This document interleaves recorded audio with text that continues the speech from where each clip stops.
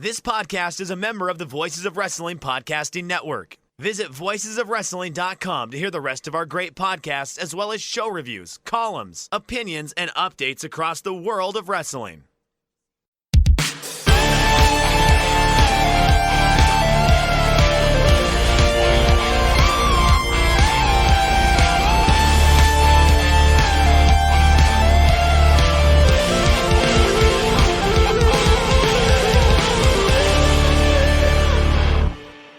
Welcome back to another episode of The Good, the Bad, and the Hungee on the Voices of Wrestling Podcasting Network. My name is Tyler Fornes, and with me, as always, is my co-host, Fred Moreland.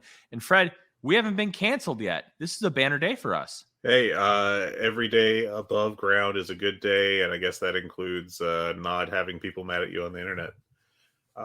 Fortunately for everyone, someone's taken the position of main character of Twitter, like on a permanent basis. So, his name is Elon Musk, and yes. we'll see how that goes. Hey, I'm a sports reporter. People are always mad at me, so I don't know what that feels like anymore to not have anyone mad at you on the internet. But it's a different kind of mad nowadays. Very much so. But let's talk about AEW and the big story. We're going to kind of take a little bit of a different look at it because it's been beaten to death. We all know, and it's been reported by both Dave Meltzer and Fightful, that William Regal is leaving AEW for WWE. And I don't necessarily think it's the worst look, Fred. And we were kind of talking about this a little bit pre-show. The one thing that worries me about Regal leaving AEW for WWE is something that kind of went a little bit untalked about when Cody left. I'm worried about WWE continuing to get like more inside information from AEW and operationally how creative works. And I don't necessarily know how much these things will matter, but anytime you get information from your biggest competition, it's an object negative for you as a company. Now, AEW probably knows almost everything there is to know about WWE at this point, with how many people have come in so many different capacities from Stanford. But not many people have gone from AEW to WWE. And I think that can be a big negative for AEW. Now, you are one of the more savvy minds that I talk to in the wrestling space. Yeah. I want your opinion on this because I think that angle itself is fascinating because we know Regal. He's been around the block quite a few times. He's wrestled for WCW. He's wrestled for WWE. He worked backstage and in creative with WWE. And now, after spending almost a full calendar year in AEW, he's going back to work for Triple H. Yeah. I think that he and Triple H have been friendly with each other for quite a while now. I actually, if you remember way back when Triple H was not even a single H, he was Terror Rising in WCW. I think they paired him with Regal some in that early stage of his career, and that formed a bond between the two. And whenever Triple H is in a position of power, he likes to have Regal with him. And Regal, was released because of Vince decisions, I guess. And then he went to AEW for a little bit, and now he's going back to WWE. It is reportedly because he's being offered another front office position, and he has expressed his interest in taking that. I assume that part of the deal is going to be that he can't be on TV for the length of his AEW deal, or maybe a shorter period, but a not insignificant one. I don't have a hot take on this. Like, I feel like I'm the worst podcast host because I'm not very good at like manufacturing hot takes to spit out. It's unfortunate for AEW he's gone. I don't think it's going to really do any meaningful damage as a move by itself. The question is this like a pre-existing deal that was that was agreed upon when he came into the company, and was like, "Hey, listen, I'd love to come work for you. However, if I ever get a chance to be in power with, Triple H again, I would like to be able to do that." And maybe that was a pre-negotiated thing, but maybe alternatively, it's he's not happy there, which would be a shame. I have some qualms about the storyline and how they handled his exit with regards to like MJF kind of turning and then definitely turning again immediately after. I think that's just kind of, I don't know, it muddied the waters a little too much for my tastes in a very WWE-esque segment. Yeah, I mean, it was a short run, but it was impactful. He formed the top babyface group and kind of gave a new direction to top guys like Moxley and Danielson. Wasn't exactly a redefining of them, but it was a definite difference. So, I don't know. What's your take on it, I guess? Like, I'm not sure of a real, like, interesting way for me to approach this. It's just kind of like, well, he's gone, and I do think it's a loss, but I don't think it's like a devastating one. I don't think it's a devastating one either. And I'm with you. And I feel like a lot of other people where I think the clause in the contract, assuming it was that 3-year deal, without an opt-out, because I know John Moxley, when he signed his initial deal, had like an opt-out after a year if he didn't like the creative direction of the company, or if he felt like it was going to be to sports entertainment and not professional wrestling. So he could bail it after that point. I'm guessing William Regal did not have an opt-out or a clause built in. I still remember Lou Holtz was the coach of the Gophers for a few years in the 80s. And he had a clause in his contract that he could leave at any time for one school and one school only. And that was if Notre Dame called. Well, they did, and he ended up coaching the Fighting Irish for quite a while before he ended up retiring and Bob Baby took over. I could see a situation because of the reverence and respect that William Regal has for Paul Levesque, that maybe he had something written into his contract that if he came into power, that he would be able to, he would be allowed to get out of his contract and go back. My guess is that Tony Khan will allow him to go back, but he can't appear on TV, as you alluded to, and as other people in this space have talked about as well. And I wonder if he's offering the same deal to talent, where, like, we know Aleister Black has asked out. Andrade has, I don't know if he officially asked out or if that was reported, but man, did he allude to it heavily on social media that he wanted out. And I could see a situation where, Tony Khan's, sure, you can get out, but you can't appear on TV. Like, okay, that's not exactly unfair. You and I had an agreement, and you want out, and I'll still let you wrestle, but you can't appear on major wrestling programming. That's not an unfair clause. It may feel unfair to the talent, but as talent, if you sign a long-term deal and you want out after like a couple months, that's on you, and that's not on the promoter. It's the promoter gets to dictate the terms that way. And I don't know what kind of value William Regal would have to WWE programming other than yelling war games. They don't use people like that in programming anymore. And Tony Khan has really tried to utilize managers in multiple facets. Like, you had Tully Blanchard, Jake the Snake. Now we have Stokely Hathaway, Prince Nana, Smart Mark Sterling, Vicky Guerrero. Yeah. Well, debate how good that is. But yeah, there's a lot of, AEW is very manager rich. I think that if he does go on screen for WWE, it'll be pretty obviously in a GM role, probably in NXT, I assume, but hard to say exactly. And he seemed to do pretty well in that. Like, I did not watch NXT regularly outside of the takeovers, even during the high water marks. But he always seemed pretty good in that role, even if it was pretty limited in terms of like what exactly he was doing. Yeah, it's interesting to see kind of how this is all played out. But let's talk about how they wrote him off TV. and let's assume that everything that's being reported is factual and that he is 100% gone from AEW. What did you think of how they wrote him off as far as I thought it was good that he got knocked out and he got carried off in an ambulance. Like that, as far as a write-off from TV, I thought that was tremendous. But I think we need to look at it from the perspective of MJF, because this is about advancing the company and where this is going to go and how it's affecting the people that are still there. And I think it works with the motif of MJF's character that he uses people to get what he wants. He's been very, very consistent with that.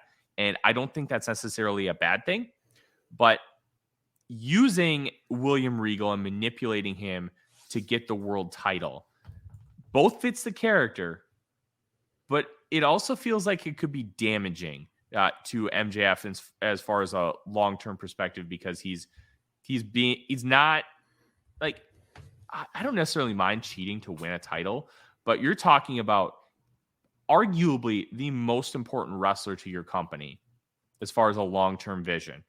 And his first title win, he was a scummy dirtbag. And then he completely flippy dude on the guy and then turned on him just 10 days later. Where do you sit on that, Fred? Because it's from a long-term, broad perspective, it could be viewed as both a positive and a negative. Yeah, I think it's a really interesting question, because I know Dave Meltzer pushed really hard for MJF to go, not obviously a white meat baby face, kissing babies and hugging fans, but to go as the top baby face in the company. I assume with kind of a tinge to him like The Rock in the late 90s, where his face turns are always, I'm still an asshole, but I'm an asshole to other assholes, and therefore you love me for that. And I think that's kind of how they positioned MJF prior to the pay-per-view with the firm. And then we ended up with MJF winning by cheating. And then MJF turning by blindsiding an old man. And I mean, it's pretty clear at this point that he's a heel. I don't know what top bait. I mean, it's pretty clear they're going to set up Bryan Danielson for that, but they need to heat up. If this Ricky Starks program is going to last a while, which I don't think it is, I think it's going to end after this week. Then I think you need to build up Starks more. And I think if again, they don't do anything by accident when it comes to a promo. So assuming they does have a feud with Eddie Kingston after Danielson, they need Eddie to be doing stuff. They can't just have Eddie walk in after 4 months cold and be like, hey, I'm going to beat your ass, and have it be as successful. Now, granted, I think Eddie Kingston can pretty easily heat up any program he's in with one promo. Mm-hmm.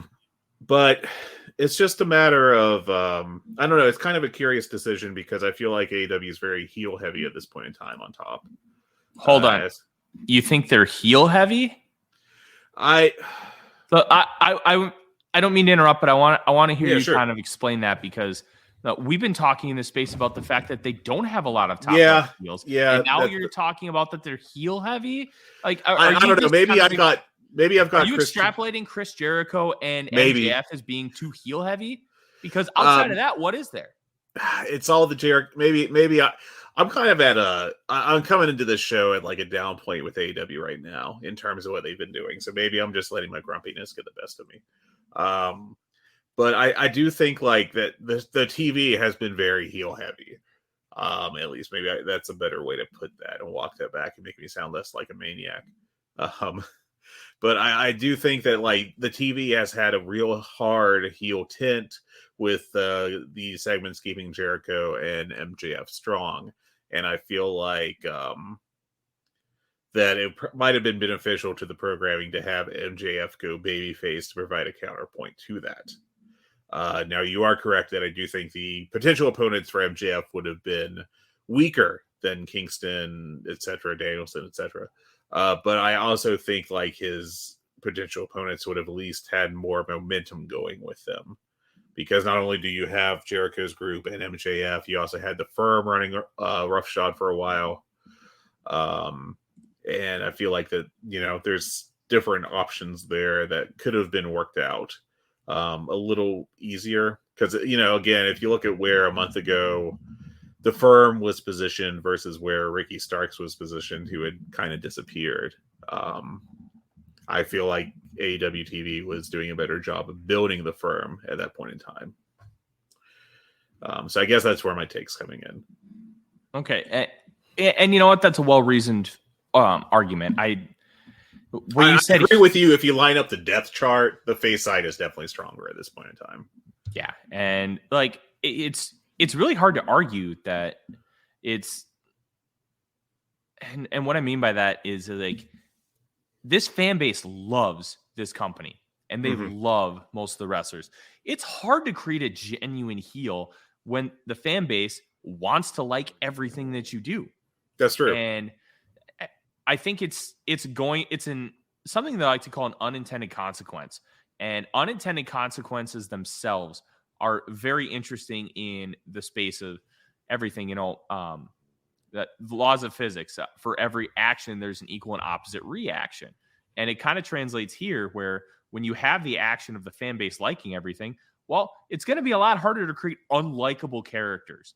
And I think that's just a natural ebb and flow of this business. And I'm very intrigued to see how they continue to build up heels, because Eddie Kingston was a heel for a long time. The fans still wanted to like him.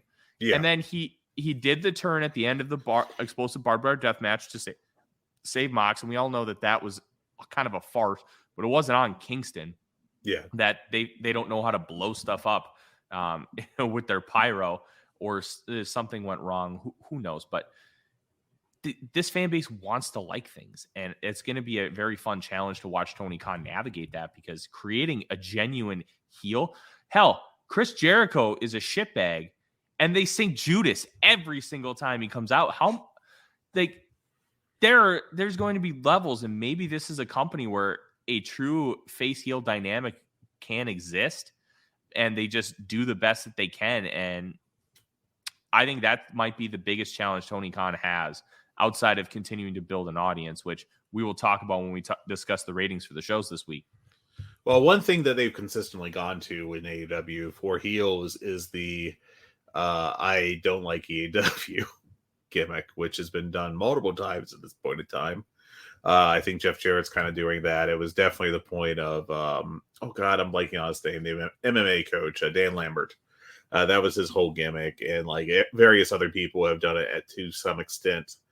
And I think like that kind of is a symptom of this problem.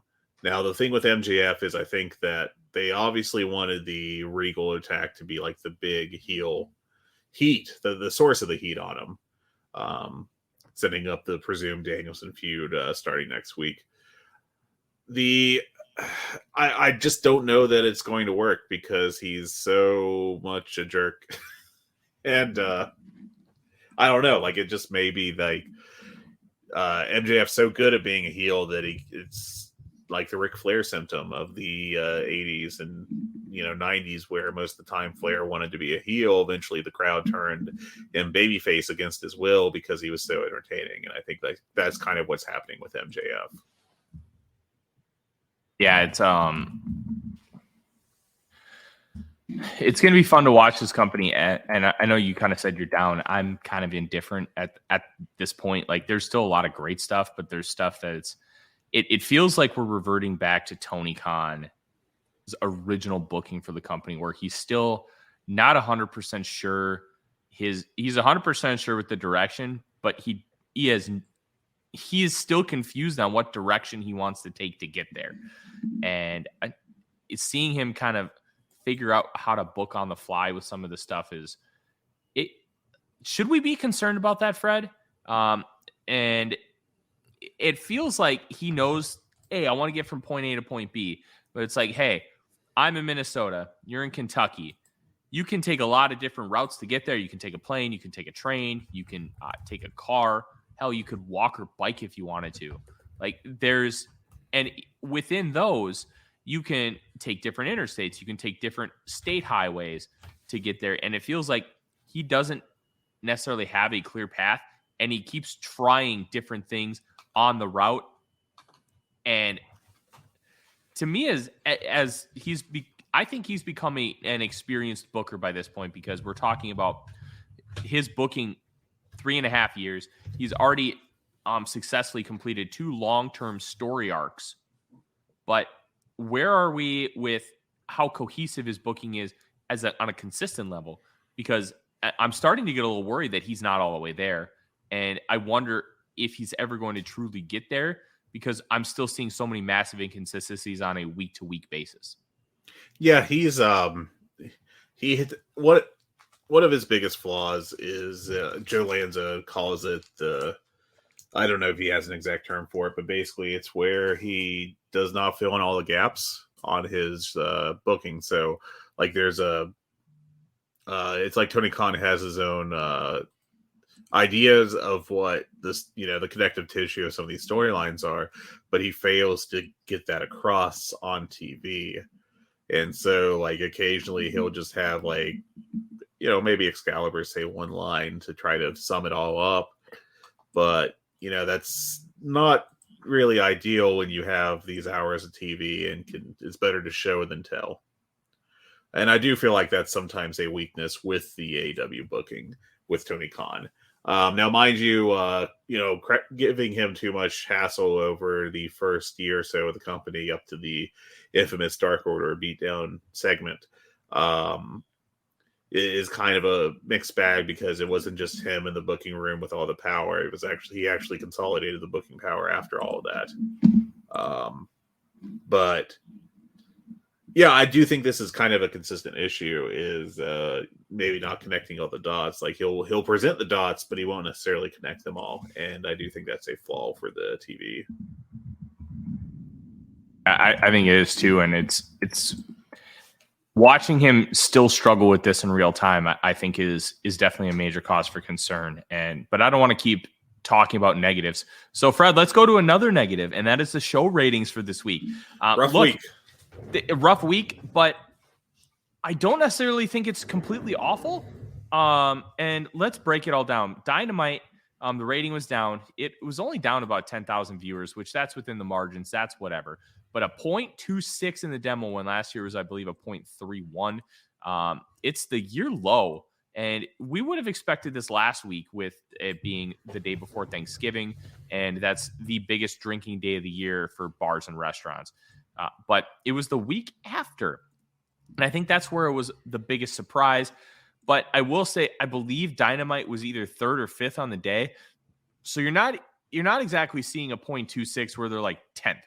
Yeah. And I think that in itself gives at least a little bit of hope that it's not necessarily, hey, it's a big show issue. Less people just watch TV this night, and Dynamite got hit extremely hard. I want to chalk this up as a 1-week thing as far as demo. I want to see what kind of trend this is. We know that December is not a heavy viewed month. People are going to Christmas parties. There's all kinds of Christmas stuff happening, especially like in a place like Minnesota. There's a Holidazzle parade. My wife and I spent the other night driving around looking at Christmas lights. There's so many little nuanced things here, Fred, that are reasons why people don't go out. They go out and they don't sit at home and watch TV. And I don't have the DVR numbers at my disposal, but I would guess they're relatively high. What are you taking from this? Kind of pair that. Rampage was even more atrocious. 361,000, 0.08 in the 18 to 49 demo, 60th on cable. That was a record low. I think the first time AEW's ever been below a 0.10 in the demo. Like, these are not good, but how quickly are we hitting the panic button for AEW Dynamite? I always say don't freak out about 1 week of ratings, because that could just be a blip. It could just be something weird with Nielsen, with how they measure their data, everything. Even in this case, I would probably advise a little more, let's wait and see what happens next with the ratings. But I do think that having these two back-to-back in the same week is more concerning than if you had just like a normal Dynamite rating and then this putrid Rampage one. Or vice versa.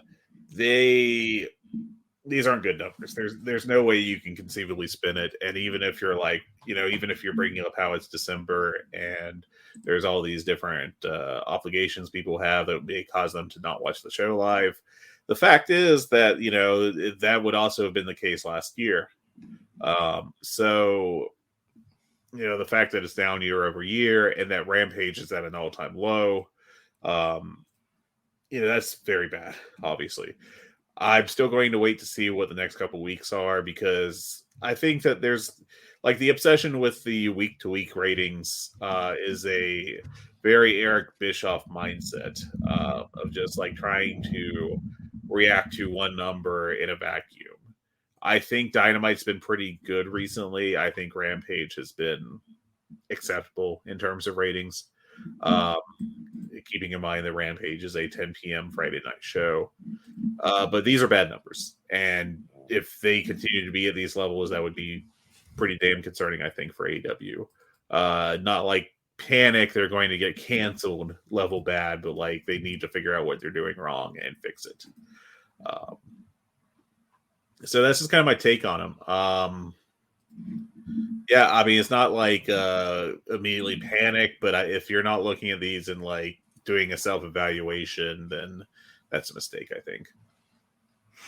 Yeah, I want more data, and once we understand and get more data, I think we can make a more well-reasoned take about this, because they've been relatively consistent. Now, obviously, the year of Punk, that they were seeing like 20 to 30% growth year over year. And this is a new company. So there's going to be fluctuation in the data. It's not like even WWE. Like, obviously, we've seen a lot of ratings talk with that company. But they have nearly 30 years of Raw under their belt, 25 years of SmackDown.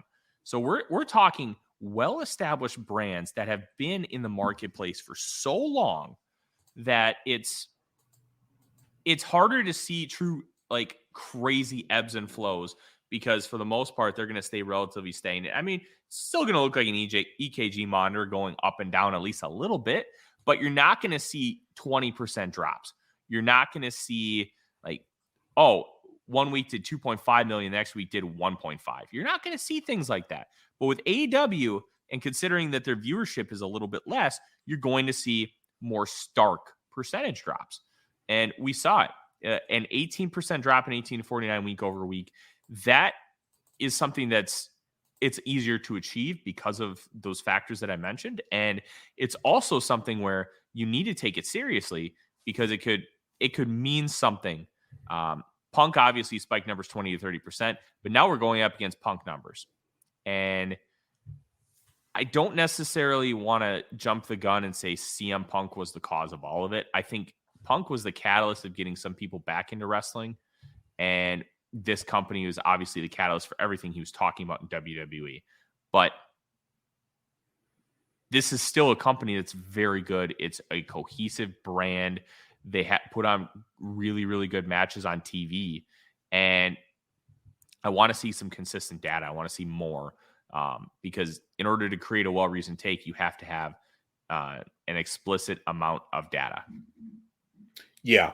And the problem with trying to read ratings in real time is that it's really a lag time analysis that needs to be done. It needs to be done, even a few months after the fact. At best, and when it comes to comparing ratings, I would, be spending more time comparing the ratings to, year over year is good because it follows the general trends of like what happens in December with TV viewing. But I think right now with AEW, what is more valuable is comparing it like 6 months ago to what is going on right now, because that allows you to see, a little less of the CM Punk effect, like the initial coming in and boosting all the ratings so much. And I think in general, like they were pretty steady for a few months, and then they got this Dynamite number. That's why I think that the Dynamite number is the less concerning of the two. The Rampage number to me is very shocking, and I think is a symptom of how Rampage has been used for months and months now.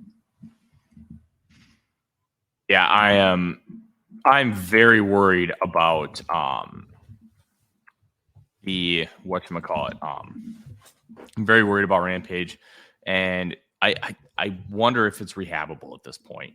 We're about a year in. It would take a lot of work because it is a total B show. I don't even watch it until Monday. Most weeks, like it just is completely inessential. This was a very 5 out of 10 show this past week, and that's kind of the norm these days, is to just not have anything of real value, like major, like can't miss stuff on the show. Mm-hmm. Like it's nice to have it, and we can segue into my.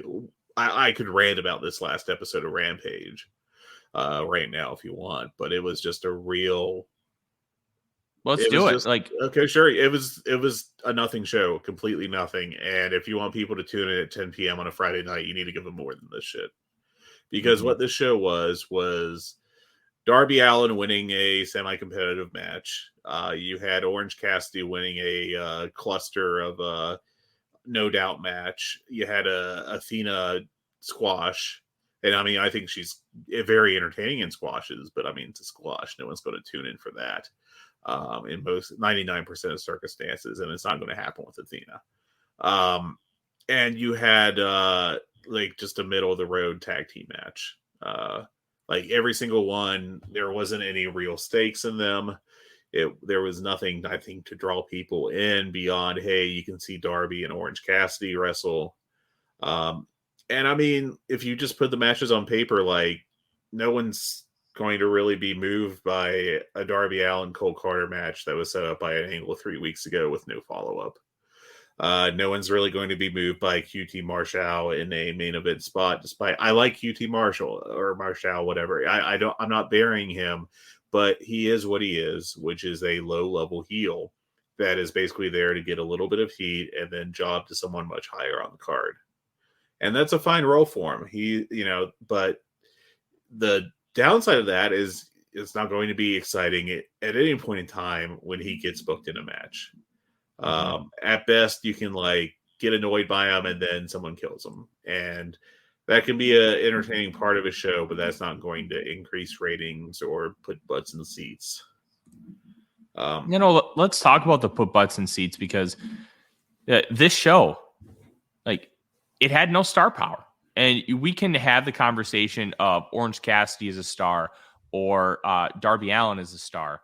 Are either one of them proven ratings movers at this point? I think genuinely don't know.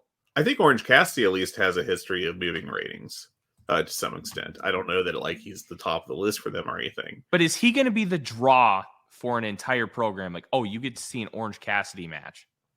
Not when it's built like this. Not when it's at this level. I think there's been some prior Orange Cassidy matches, especially on Rampage, that have done relatively well, where he's been defending this All-Atlantic Championship. Like the 3-way with, was it Roosh and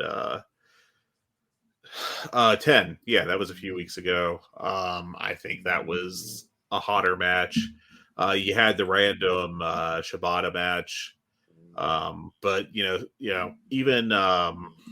it happened on a Dynamite, but the Jake Hager match was more meaningful, I felt like.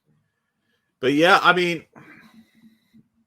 this is what it is, man. It's 100% a B show, and it's like when they would put, Ric Flair or Vader or whoever on a WCW Saturday night in 1994 or 95 after the debut of Nitro. And I mean, you could have a Hogan match on that, and that would move numbers some, but it's not going to move numbers as much on a Nitro, especially when it's just like, hey, we're going to have Hogan beat up the Gambler or whatever low-level WCW guy you would choose from that era for the equivalents. Orange Cassidy is obviously nowhere near the kind of draw that Hogan ever was, and he never will be, but he has some drawing power in 2022, and to just slot him up against QT Marshall in mostly a comedy lumberjack match, I don't think it's really going to shift the tide against what's been happening with Rampage for weeks and weeks now. Yeah, it's going to need a major rehab project to fix this. And yeah, And the longer it goes on, the deader it is Mhm. the thing. And like I don't know that it can really get much worse than this. Like I feel like this is like damn near a bottom of the barrel kind of number for Rampage. Like this is what the hardcore AEW audience is. And I could see it going down a little more, but I don't think it's going to drop too much further than like a .06 or something. So here's my main question for you. There are a lot of different things you can do to fix Rampage. Obviously, they don't have the full depth of their roster yet. Some of the guys, yeah, that but like at this point, here, I mean, you've known this for months, and if you don't have like the full depth of your roster, then you should be building new stars, and you could have used a stronger Rampage to do that, but they haven't. Mm-hmm. And not doing that, like, because at least early on, like, it was a big part of Jade Cargill becoming a draw, and it was it could have been used for other stuff to get other people over, because it's an hour of cable television, and instead it's just kind of a stationary bike show. You know, the pedals are going, but the wheels ain't going nowhere. Yeah. I kind of bring that up, Fred, because I wanted to ask, like, that I think Tony Khan is not willing to do it, and I think the proof is in the pudding. He has not been willing to put his biggest stars on Rampage in lieu of taking them off Dynamite. Would you be willing to do that? You have to. Like, you gotta. I'm really surprised and honestly disappointed that he hasn't been willing to do that. Now, we have seen Moxley perform on live Rampages, and I think the live Rampage aspect gives you an opportunity to utilize both, because if you're doing a taped show, it's like you don't want to necessarily have 2 Jon Moxley matches. Like that's not great for the wrestler. The live crowd, you're not giving them any kind of variety. It's okay. I can understand that, but if they're going to see a Jon Moxley match live, why not just put it on Rampage and try and, make it a real drawing show? I think that you can build new stars on Dynamite. And quite frankly, I would argue Dynamite's the better place to build stars. It is. It's 100% not working is. on Rampage. You're not getting enough people watching. Build up some of your younger talent, people you want to give a push. Obviously, they're trying it with Ethan Page right now, and we can talk until we're blue in the face whether that's a good or bad idea. And we already have. And if it's going to work, which, let's be honest, it probably isn't, but they're making an effort and they're doing it on Dynamite. They are pushing him on the flagship show to try and make him a thing and develop another heel. But why not use Dynamite to help build those stars? And you can still have star power. Maybe make Friday night the Chris Jericho night, because he is a big draw. He is a ratings mover. And especially because he's doing the Ocho gimmick, trying to they're using him to elevate Ring of Honor to a place that it, quite frankly, has never been before. And whether that will work or not, we'll find out here when his run is done. But they're trying to make Ring of Honor more of a national brand, a drawing brand that's above an indie level. And I think the pay-per-view sales from the first 2 shows have shown that they have potential to do that, especially because they're using AEW talent. Now, why not just move him over to Rampage and try and use Jericho, who's been a proven draw, to help elevate that show? And I think the stubbornness or the lack of caring, whatever the answer is for why Tony Khan hasn't been willing to do some of these things, I think that when you find that answer out is going to tell you a lot about the potential future growth of this company and the willingness to be flexible and change on the fly. Now, he's done some of that already, especially when you talk about the fallout from Brawl Out, where he had to set up the tournament and he had to give the trios titles to Death Triangle.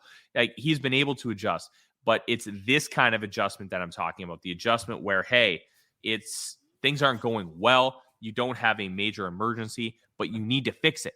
And he hasn't been willing to do that. And I want to see him try something drastic to make things better.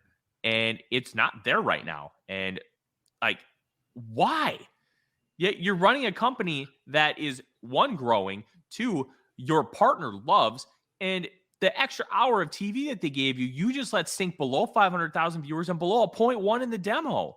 Like, I don't care how good of a relationship you have, putting out those kind of numbers in a relationship, especially when you're going to be eligible for a new deal here soon, that's objectively atrocious. And you need to try and fix it. That's the biggest problem of it, is that, a strong Rampage would be a great argument, probably their strongest argument, not just for more money, but also for more TV time, if that's what you want. And when you let Rampage go down to this level of, as you said, under $500,000 and under a 0.1 demo, that really hurts those arguments. And this has been a discussion that's been going on for months all over the wrestling sphere about how Rampage has been traditionally very weak. And I'm not saying that every week has been booked like this, but this past Rampage is an exemplar of what Rampage is as a TV show for half a year now. And you can point to, to the exceptions to the rule, where you have Shibata come back for a return match, or you have Jon Moxley wrestle, in a trios match with the Black Bull Combat Club, or face Dante Martin, which was very cool back in June. But that's back in June. That's been 6 months. Mm-hmm. And we're not exactly talking builds for these shows. Like Shibata. Yeah, here's the thing with Shibata. Love that he returned. You're giving America a true Shibata match on a 2-day build. Like, we had people in our office Slack that wanted to go see the show, but they couldn't make it work on 2 days' notice. And they live relatively close to Atlantic City. And why aren't we trying to build Rampage? Why isn't there an effort to try and make this show something? Because there was at first. The first match on Rampage, Christian Cage won the Impact World title from Kenny Omega. Yeah, that was a massive deal. And then establishing a show. And then I think it was the second week was CM Punk's return. And now we've got Cole Carter and we've got QT Marshall in key spots. It's Rampage would have been a fine spot to build young talent 6 months ago. And it kind of was, but it hasn't been, really. It hasn't been pushed hard enough, and it hasn't been pushed as a strong show for doing that. And now we're at the point where it can't do that, at least not as effectively as you would want it to. And frankly, at this point, it's going to take throwing major matches on it and building the major matches on there. Like, you can't just be like, well, Orange Cassidy's on the show, that's a major match. That's not enough at this point in time. You need to completely revitalize it. But what they've done is, it's like every third show up to NXT in the history of WWE. It's like when they had Main Event come in and they had a couple big matches early on, and then it quickly became just a C show. You had Superstars come back on WGN like 15 years ago or whatever it was, and they had for a while major stars and major matches on that, and then it quickly became a C show. And that's what this is a C show. And you can put on, it's not even a B show anymore. It's sunk lower than that. And Tony Khan, when he gets asked about this in interviews, he gets super defensive and he's like, it is not a B show. But I mean, if it's not a B show, but it's drawing B show numbers, then that's even worse. But this isn't a B show. And even if you don't want to commit to building matches over a couple weeks, which kind of is self-defeating, but let's say that most circumstances you don't, you could even set up the match on the live Dynamite and then do it on the Rampage with your major stars. And in TV land, that's 2 days of build, where at least you have the, they've proven that, or at least they think that for Rampage, announcing matches like in the 24 hours before the show is a effective way of building it, of building the ratings for the show and the viewership of the show. Doing that with Rampage is would be a way to, I think, effectively build up Rampage. If like you had announced one of these damn young, elite Death Triangle matches for Rampage, which they didn't. They did 0 of them on that. They're doing 0 of them on Rampage, which I think speaks volumes about where they see Rampage in the pecking order and how they use it. You have to put stuff that matters on Rampage, and they're not. And so Rampage isn't a show that matters, and they've done this to themselves. They really have. And there is a path to getting it to matter again. and it's showing that you care about it outside of the first few weeks. Like, put meaningful matches on there. Like, hey, I don't think anybody would complain about, oh, why would you put a Death Triangle Elite match on Rampage? I'm still bitter about the fact that my birthday is this Wednesday and I don't get to see a Death Triangle Elite match because they're having a break. Like, put the break last week, give me the match because I am more important than everybody else. And I'm self-aware. I know I'm not more important than everybody else, but there's so many little nuances that they could be doing. And it's hard to really, like, we get pissed about it because we cover the show and we love the product and we love professional wrestling. So we want it to be as good as it can be. But at the same time, even with all the frustrations, Fred, there's little to no doubt that this product is a successful business and they're doing so many things right.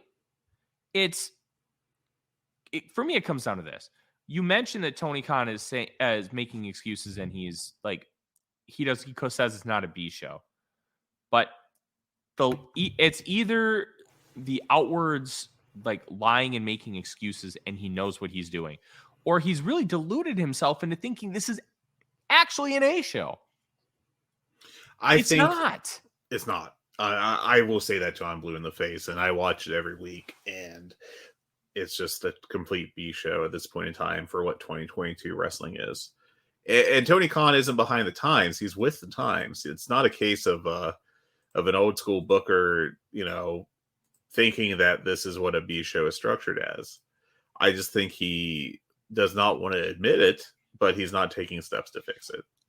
And it's a matter of the rubber needs to meet the road. And you either need to beef up these Rampage shows so that the ratings are stronger, or else you're just going to be stuck with it. And that's it. It's just a matter of there is a problem. Either you address it or you don't. And if you don't address it, it's not going to get better. Yeah, we can talk about this till we're blue in the face, but like, they got to put some star power in Dynamite. And I don't want to hear another excuse that Adam Cole's out with concussion, Kyle O'Reilly's out with a broken neck. Like, those things stink. And yeah, I hope that they heal fully, but you have the stars. You can put them on Rampage. No more. And also, if you don't have the stars, with these guys out, it's not a good thing, but it can be a good thing in that it gives you an opportunity to build new stars. Mm-hmm. And instead they aren't. I feel like that's been the biggest weakness of the company for a few months now. Build the stars in Dynamite, put real already established stars on Rampage, and rehab the brand. But it's going to take time now. You aren't going to be able to just say, "Oh, we're moving the Elite Death Triangle 4th match to Rampage this week," and then watch it hit 1 million viewers. Mm. It's going to take consistent weeks of putting major matches and angles on Rampage, making it mean something, and then watching the numbers go up progressively, because that's how it works. You will now need to break the feeling that this is a B show, and that's going to take work and time and investment. And you might lose some viewers on Dynamite, but if that's what you've got to do at this point. Yeah, it really is. And either you do or you don't. Yeah. Like, this is a really good conversation, and we will continue to talk more ratings in this space, because they continue to give us new data and new talking points, and it is a conversation that is worth continuing to have, but we need to move on here. Let's talk about some other news, then we need to talk about the show. Andrade underwent surgery for a torn pec. He said he suffered it in the trios tag team tournament, where his team of Andrade, Rush, and Dragon Lee lost to the Elite. That kind of explains a lot as far as his absence. Hopefully he gets better soon. I will say I don't think he's out because of this injury. I think he's out because of, as I hit my desk, sorry everyone. I think he's out because of the Sammy issue and the fallout from that. And I think that it's just time for him to get a surgery. So I don't know if he's ever coming back to AEW, but I don't think he's out because of this injury right now. He would not be able to be back because of this injury, but yeah. Let's continue on. AR Fox is all elite, and he had a nice little match against Samoa Joe. And I can't remember who mentioned it, but it might have been Joe Lanza, the fact that it was like two ships in the night passing, like two different eras of Gabe Sapolsky, with Era Fox being a focal point of Evolve, and then obviously Samoa Joe is a focal point of Ring of Honor when Sapolsky was booking. Look, I think Era Fox is a great addition. I would love to see him in a trio with Top Flight and just have them do flippy doos and be incredibly exciting. And that's what this trios division, like the idea and concept of it, was meant for, is units having just tremendous matches. They don't necessarily need the most cohesive storytelling. Obviously, add in storytelling for every match. That's awesome. But you can do major spot fest with 6-man tags, and it's not as big of a deal. And I think that team, the concept of it, and we already saw it once, that's what ended up earning him the contract, would be an excellent addition to this brand of wrestling. Yeah, I think he's going to be a good organizational depth. I don't know. I don't see him ever as like a major star, but you could definitely slot him as part of a trio. I mean, he's basically Matt Sydal. They're very similar to each other in my mind, and you could use them both in that kind of third man in trios that isn't really like a title contender, but could help build the other two members. And I think you could do that with Top Flight with either of those guys. I 100% agree. I'm very excited to see how AR Fox is utilized in this company. Couple more things. FTR teamed with Ricky Steamboat for his return match in Big Time Wrestling on November 27th. I heard it was a lot less embarrassing than Ric Flair's final match. Yeah, the fact that no one's like posting video of Steamboat nearly passing out in the middle of the match or anything is a positive. Just with the medical considerations I'm not a big fan of either of these guys working in 2022, but sounds like Steamboat was much better off. So yeah. I mean, maybe, I know that there's people that will push back on me saying that, but guy has had an aneurysm before. He's had his back issues. He's 72 now or something. Like, I just don't think that people in their 70s should be wrestling. 69. Nice. Unless it's Lucha. I mean, even Lucha, I have real feelings about. I know it's much more common down there in Mexico and everything, but I love watching Sting wrestle. But every time he does, there's a part of my brain that gets really nervous about it, just because of his age and physical condition. That's fair. Couple more things. Stokely said on Renee Paquette's podcast that the firm was supposed to feud with CM Punk before Brawl Out happened. That could have been interesting. Yeah, I think that this is another downside of the whole Brawl Out thing, is now the firm is just kind of a phantom limb of a stable that's just kind of hanging around and very much in limbo. It'll be interesting to see where they end up going, but right now it does not feel like a main event act, and working with CM Punk maybe could have accomplished that, but I don't know. We've lost that forever at a time, and it'll just be a question of what we do with them next. Absolutely. And then this one I found very interesting. The original concept for the Blackpool Combat Club came from John Moxley and Bryan Danielson, and it was based around early 90s All Japan, with the BCC being Jumbo Tsuruta's group and getting over the young guys by facing them on top, the way Baba got over Misawa, Kawada, and Kobashi. The idea of having great singles, tags, and trios matches with the younger talent to help them rise to the top level, moving them from mid-level guys to top main event draws and legends.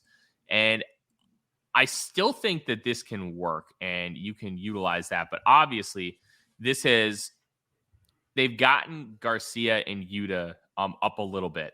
They've gone up a peg in the pecking order of AEW, but obviously the BCC has kind of veered away from this a little bit. And yeah, it's this isn't what happened.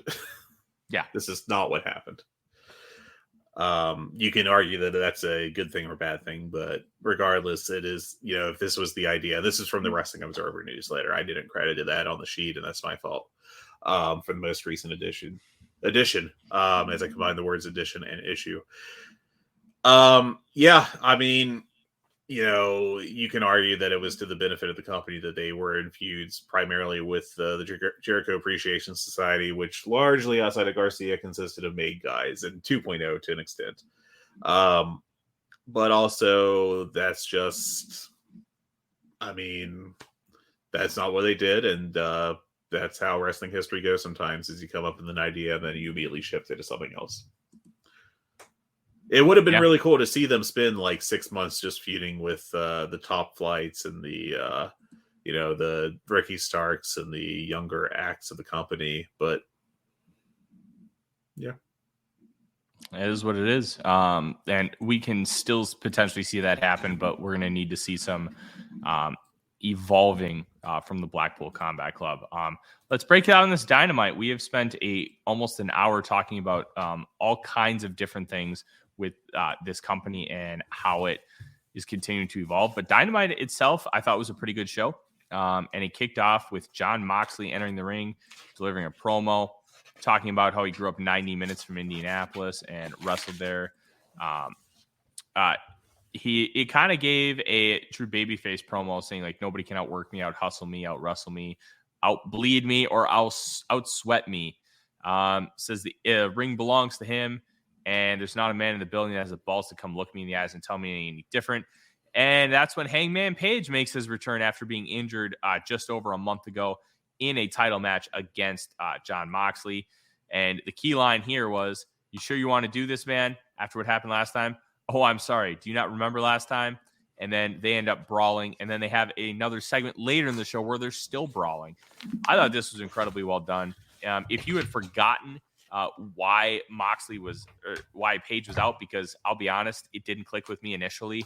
Like, oh, sweet, we're doing more Hangman Page and Jon Moxley, but I'd forgotten that he had been knocked out. Excalibur did a great job of mentioning it within the flow of the segment, and it didn't feel out of place. It didn't feel forced.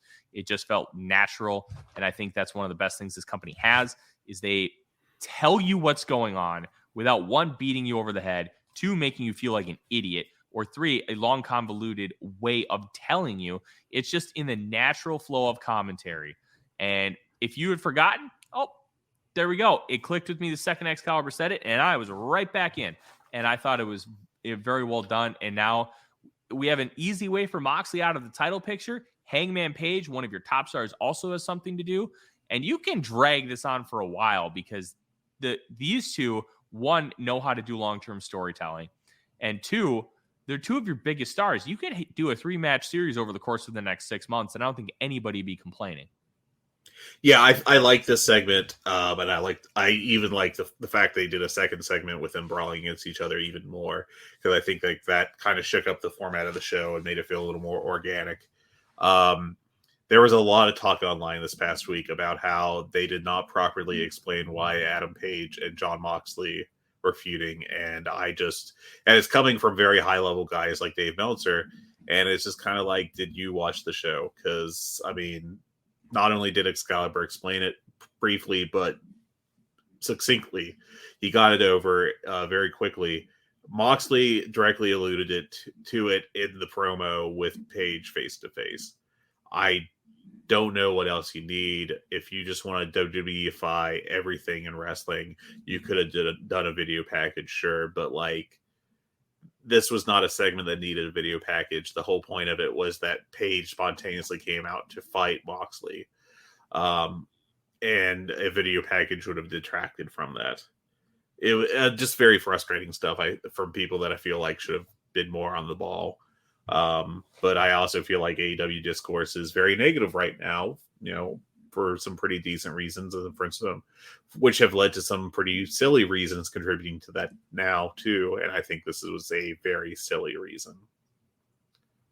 Yeah. I'm excited to see where this goes and how they draw it out, because I hope that they end up not wrestling one-on-one until Revolution, but we're 3 months away from that.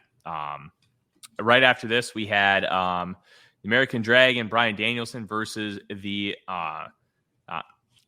head of the committee to try and steal Wrestler of the Year votes, Dax Harwood, with Cash Wheeler seconding him. Look, this is a fine match. Fans chanted, "This is awesome," and I absolutely hate that shit. look, this was a good match. I gave it 4 stars. Nothing really special. Like, I'm just so sick of this this vanity act of Dax Harwood just trying to earn Wrestler of the Year votes. The matches he's having are good. They're good little TV matches. We're never getting anything special with these one-on-one matches. And give these to Cash Wheeler. Like, let's see him get a singles match. I agree that it's kind of silly that it's gone very hard for Dax Harwood doing singles matches, especially as I think his momentum for the award has kind of petered out. And also, I don't know why you're booking for an open attempt to get a Wrestler of the Year award from an independent newsletter that really, frankly, it's cool, but it's not like something that will change viewership or whatever for you. I actually love this match a lot. I thought these two worked well together. I think some of the discussion around it regarding how Dax is very openly trying to get himself votes for awards is kind of that's very corn cob-esque behavior. It's lame. It makes him look like a dope. But it doesn't change the fact that I love this match. I thought this match was very entertaining.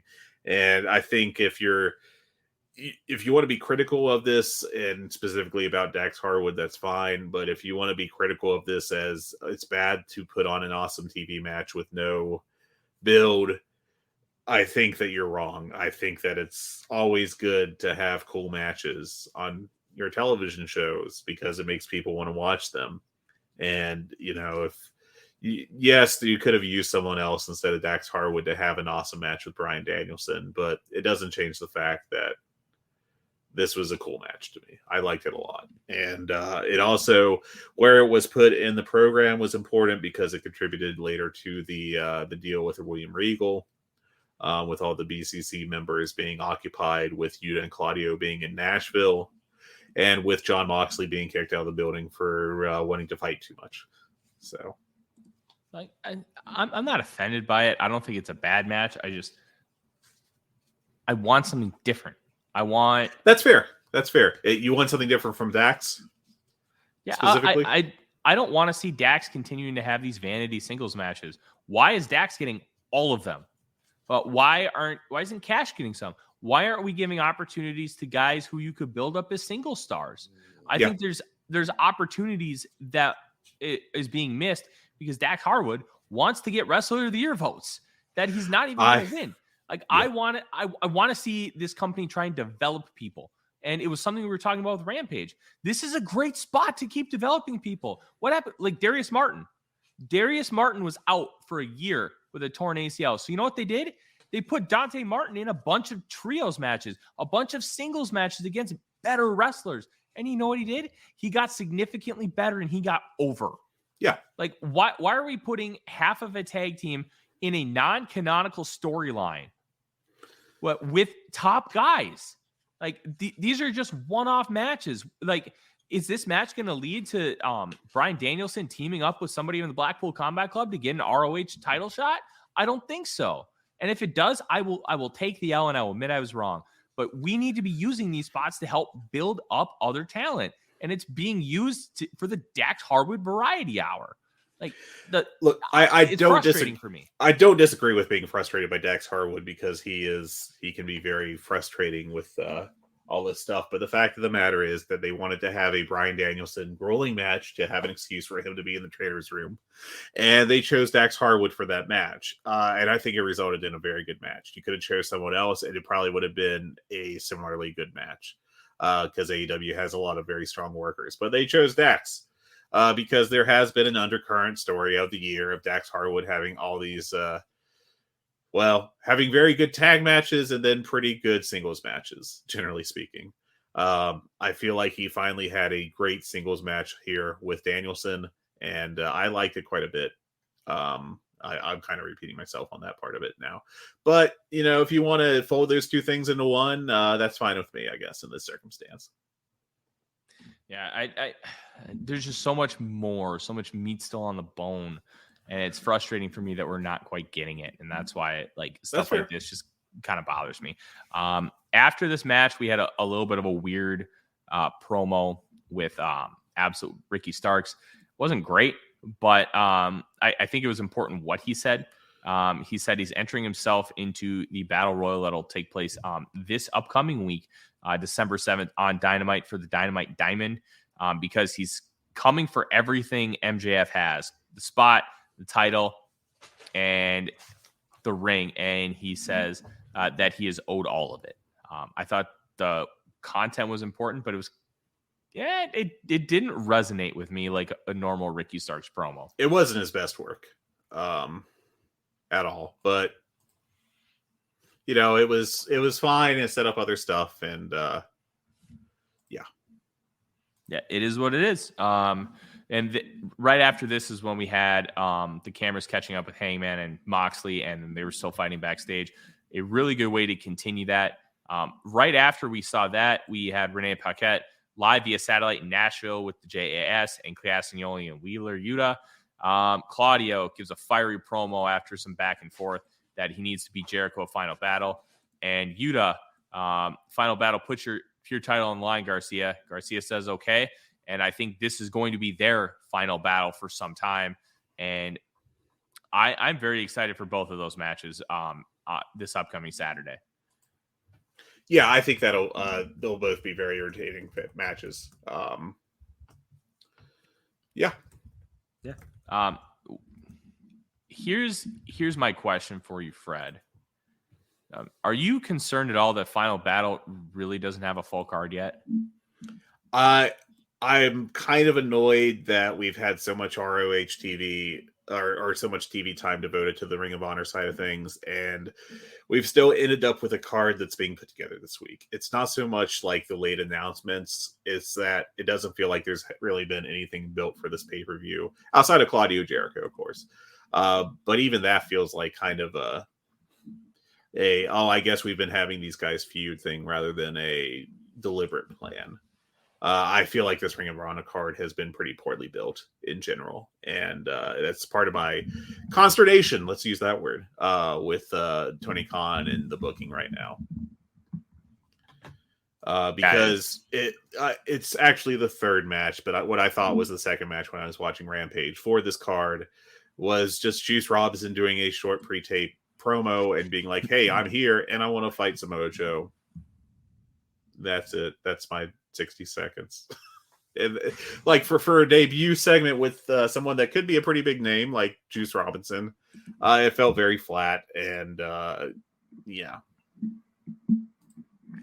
it's I was hoping for more from this build, and we just aren't getting it. But what we did get was an advancement in the Samoa Joe Wardlow story. We mentioned the Samoa Joe match against AR Fox. Really, really good. And Samoa Joe cuts a promo after the show. Ladies and gentlemen, I would like to welcome you to a new and glorious era, for I am the one true king of television. And then Wardlow appeared on the screen, and he's coming for Wardlow's coming for what's his, and this is Wardlow's world. So we're going to get this feud continuing, and I'm all for it. I think this is a great way to, one, keep Wardlow busy, two, help bring him to another level, because Samoa Joe, one, is a tremendous in-ring competitor with a different style that Wardlow hasn't necessarily worked with yet as far as like submissions. And Samoa Joe is still over as hell. Even though he's absolutely slowed down a step, it's still Samoa Joe, and you're still getting him in the ring. And that freaking and he still cuts damn good promos. I thought this was a very good promo. Not like a promo of the year or anything, but it was a nice short TV promo that was engaging, and I liked it. Mm-hmm. All right. Then we had the big to-do with MJF. William Regal walks down to the ring, introduces MJF. MJF cuts a long promo, kind of explained how he and Regal met behind closed doors, exchanged emails. That MJF mentions the firm and how he kind of respects them, and how when they smell blood in the water, hey, they attacked, I would have done the same thing. But this is the controversial part. He throws down the AEW World Championship. And he said he promised to make changes around here, out with the old and in with the new. When I look at this title, I see that it needs an upgrade. It's tacky, it's ugly. It reminds me of the people who held this belt before me. And he unveils his version of the title, which I don't have an issue with his version of the title. It's literally the same plates with a new strap. That's objectively fine. I don't have an issue with it. I don't necessarily think it's a custom title for him because the title is the same. It's not like the spinner belt. It's not like Stone Cold's Skull title. It's the same title, different belt. I don't have a problem with a different belt. That's fine. But I do have a problem with him throwing the old title belt. And it's similar and not similar to Naito throwing around the Intercontinental title for all those years in New Japan. I don't like that he kind of disrespected the world title like that. I get that the motif of his character, it fits perfectly. Yeah. I think that they could have done a much better job of explaining his intentions behind wanting his own title with the Burberry strap and utilizing his character without throwing the title belt on the ground. Like you said, it fits perfectly for him. I think the more concerning part of this, and I don't fully agree with it, but I do feel like with MJF, you get a lot of WWE style stuff. And I feel like the nice thing about AEW is that it's not WWE. And sometimes you can do the sports entertainment bullshit and it works. And sometimes, you can do in a non WWE sports entertainment company some sports entertainment shit and it doesn't work. And I feel like this was kind of closer to the latter than not. Again, I overall, I thought this segment was fine. It wasn't his best promo or anything. The Regal stuff is really what made it memorable and great. I think it's perfectly reasonable to hate that they did the special custom belt thing because that did feel quite WWE. But here's the thing. You're going to have things that relate to WWE. It's inevitable. They've been in the business for decades upon decades. They have been the main source of professional wrestling for the most of the last 25 years. I don't have a problem with doing stuff that WWE has done. It's going to happen. Like, I just think this is different from those other title belts because it's literally changing a strap. Right. It's only a strap. It's not even changing the actual physical title. I just wish that he wouldn't have thrown the original belt. That's the only real gripe I have here. I don't have strong feelings about this angle, and but again, before the Regal stuff in any real way. I feel like it kind of maybe went a bit too long, but otherwise this was generally like good, pretty good, not great, and not the best MJF stuff, but not the worst, probably. Yeah, this felt like not quite his best work, but at the end, he turns on William Regal. Again, we talked about it at the top of the show, fitting with the motif that he uses people to get what he wants. MJF finishes off the promo. You said I had much to learn, but you made a deal with the devil. Bryan Danielson sprints out to the ring, check on William Regal. Regal gets stretchered out, and Danielson goes with him. I'll be honest, I think they just set up the Revolution title match. I think they're going to build up to Bryan Danielson and MJF, and I think that's going to be tremendous. Two excellent in-ring workers, and they can build up a match. I think this could be their most successful Revolution. I think this could be a great build to a match between the two. And I would love to see Danielson finally get actually used in like a real main event spot for a pay-per-view because I think he's been slightly I think he could reach higher in AEW. I'm a little surprised by how he's been slotted as kind of a secondary guy. When I feel like he came in coming off of maybe being the second or third highest guy in WWE, and then in AEW he's slotted as like maybe the fifth highest guy. That's kind of surprising to me, but I think it hasn't really damaged him. He's kind of a made guy at this point. He could have spent 6 months feuding with Serpentico, and I think he still would have had enough credibility where you could have put him into this spot immediately. A couple of small things. One from this segment, two things I like from the segment. One, Bryan Danielson running in with just the boot, like one boot. That was a nice touch. And two, MJF concluding his promo by standing over Regal and turning the whole email thing on him. That was a very nice touch, and I like that a lot. Basically taking what Regal had previously wrote to him and turning it on Regal himself was a extremely petty thing that is extremely MJF. Two small things. One, I really liked before this, there was the Powerhouse Hobbs segment where it was just him walking around Oakland and being menacing, set up for future stuff. We'll see where that goes. Two, there was a hook.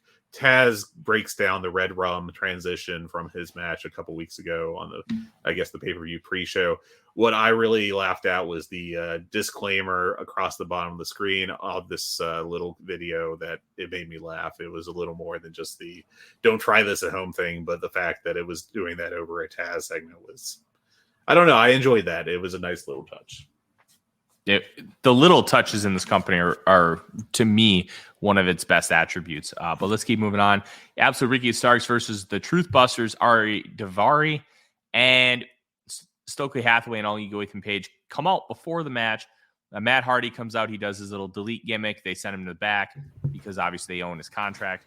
And Page told Starks that Page was going to win at Winter is Coming, alluding to both beating Starks for the world title and then also the Dynamite Diamond.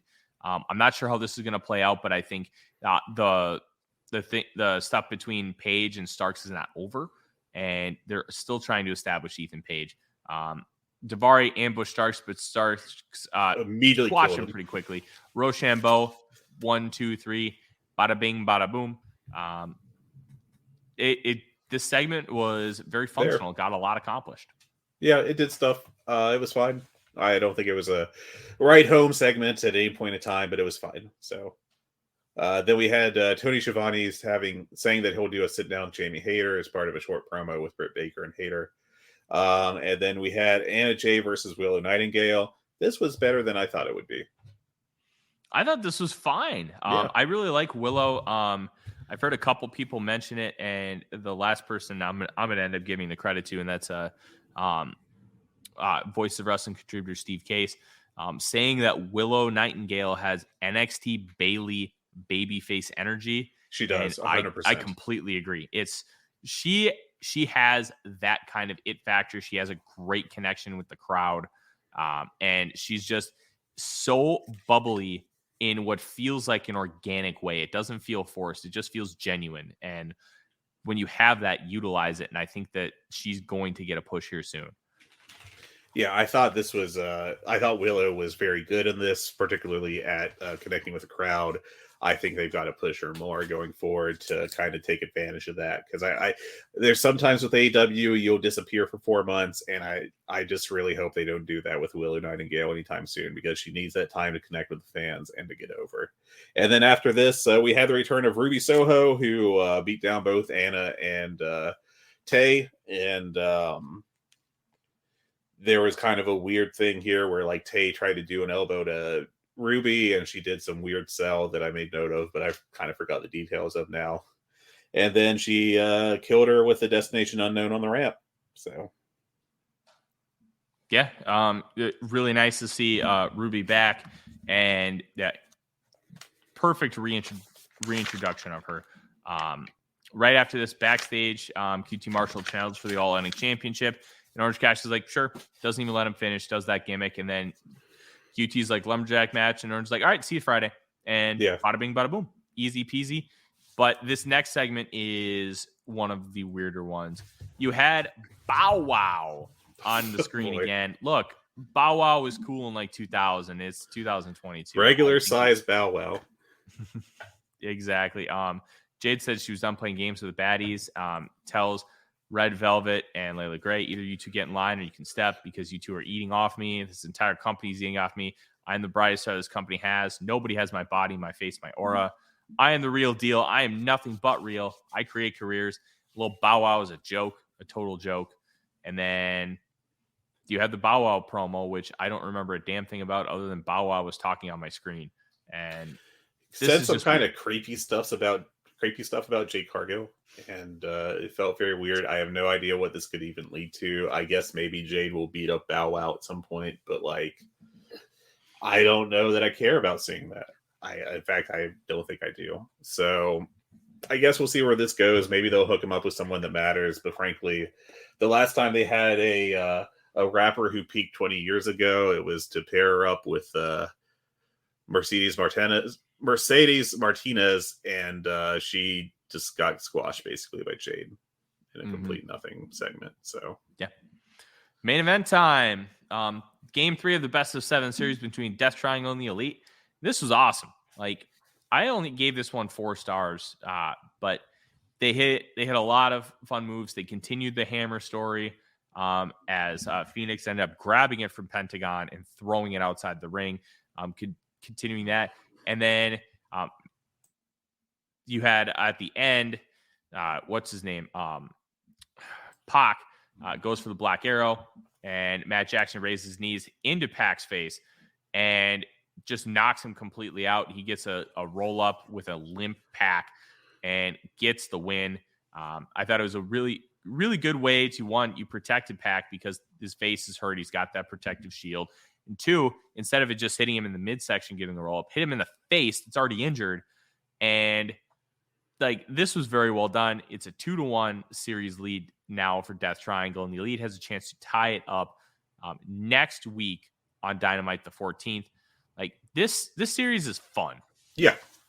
I liked how this started off with a hot brawl as a further way to differentiate it from the 2 previous matches. I went 4.5 stars on this. I just thought it was a blast.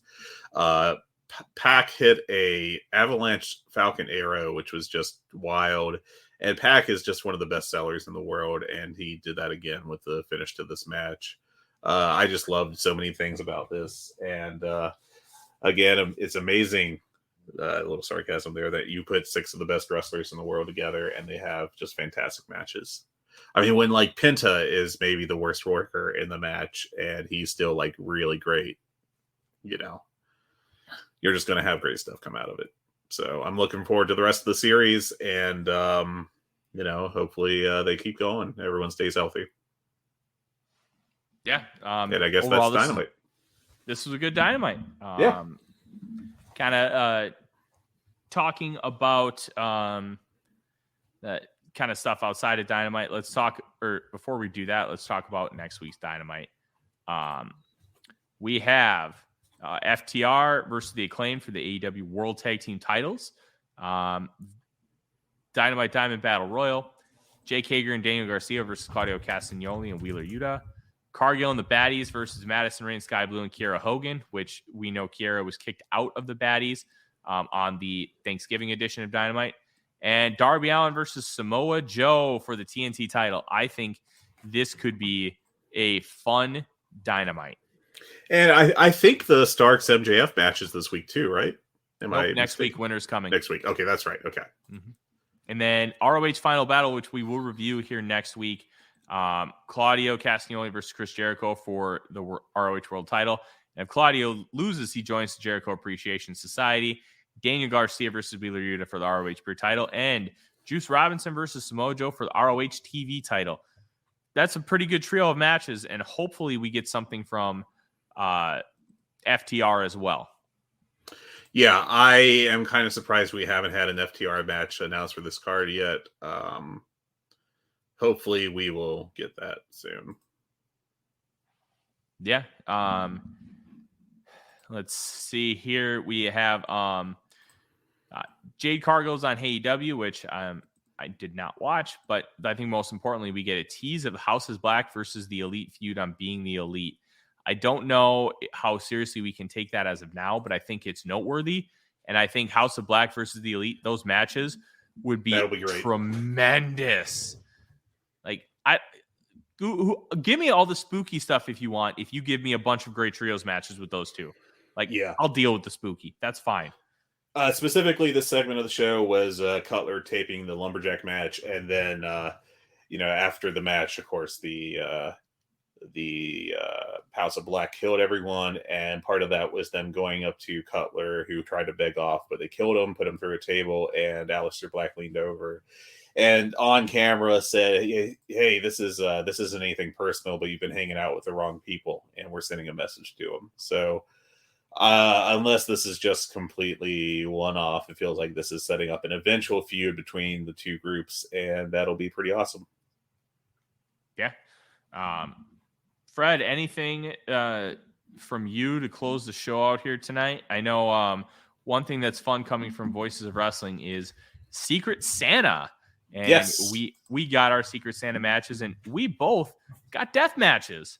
Yeah, I'm going to keep mine in pocket until next, until I actually write about it, which hopefully will be today. But this was it'll be very interesting because I'm not much of a deathmatch guy, but like I am finding out that I enjoy the well done death matches, and hopefully this will be one of them.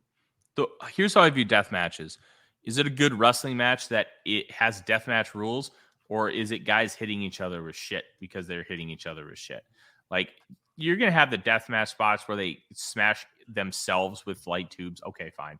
But is it a good wrestling match? And that to me is the good designator if it's a good deathmatch or not. Like Takeda versus Kodaka from 2018, the deathmatch that everybody raved about. That was my number 7 match of the year. I loved Takeda Kodaka, and that match. I still have a copy of it, and I watch every now and then because it's a great wrestling match that has deathmatch elements, and I think that's the key differentiator for me. Yeah, I have yet to actually watch it, but Jun Kasai Desperado, this match would be one. The tag match they had to set it up was, I thought, also excellent with Kasai teaming with.